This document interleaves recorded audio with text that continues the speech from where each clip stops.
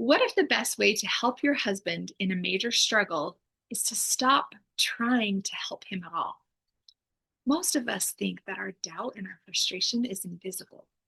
But what if it were the very thing keeping him so stuck?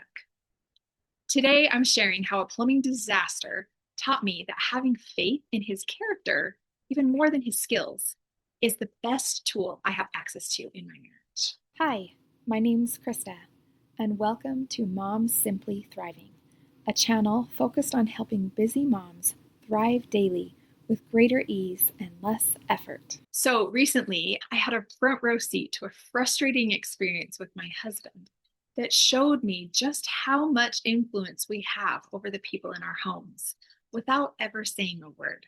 We had a leaky faucet in our shower, and my husband wanted to save some money and fix it himself. So he did all the research, he ordered the part, and he got to work. Well, he got home early from work one day and decided he had enough time before dinner to tackle the project. He needed to turn the water off, and we decided that it was only going to be an hour or less, and so it wouldn't be a big deal. Well, I was already scheduled to go out to dinner with some friends, and so shortly after he began his work, I headed out. But when I got home about 3 hours later, he was still hard at work in the shower. And I thought, oh dear, this is not good. This is not good.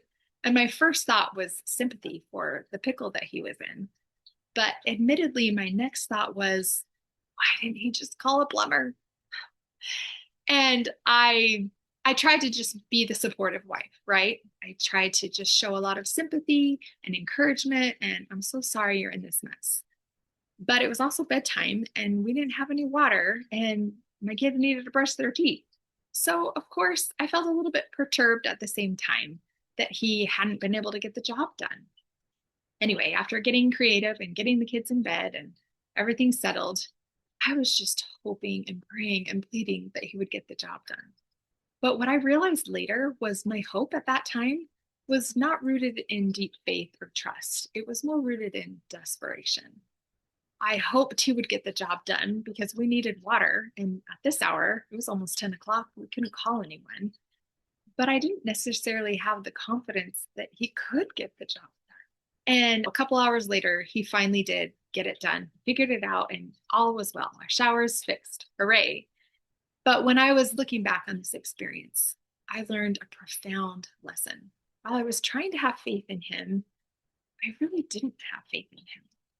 And if I had changed my faith from that desperate hope to a hope that was rooted in deep, abiding faith and trust in my husband, it could have been a different story.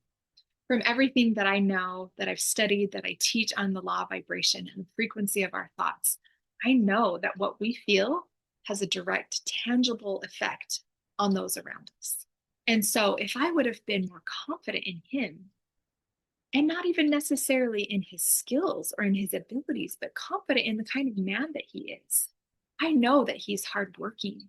I have faith that he can persevere until the job gets done. I know what kind of person he is. And if I would have chosen to have faith in that, in his character, I know that would have gone a long way to help him in that moment and to boost him. And yes, perhaps he could have got the job done quicker.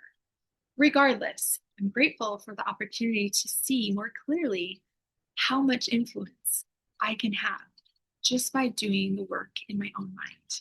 It can be so pivotal in helping our husbands get that boost that they need to get unstuck.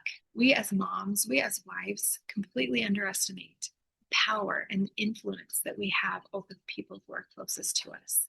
And I know for a fact that when we believe in our children, when we believe in our husbands, it goes a long way to help them in their own performance, in their own confidence, in their own ability to believe in themselves. And isn't that what we want for our families? So I encourage you to try this. Next time your husband is in a really trying situation, try auditing your thoughts and ask yourself, do I have faith in him? Or is my doubt interfering with that faith? And remember, you don't need to have faith in his skills. Just have faith in his character and the kind of person that he is. Create a space where it's easier for him to succeed and just watch what happens. And if you ever have any stories to share, please leave them in the comments below. I love hearing your stories. So I hope this story has been valuable for you. And if it has, please share it with another mom who could use it. And if you'd enjoy more weekly encouragement and tips like this, please consider subscribing. And I wish you all an effortless day.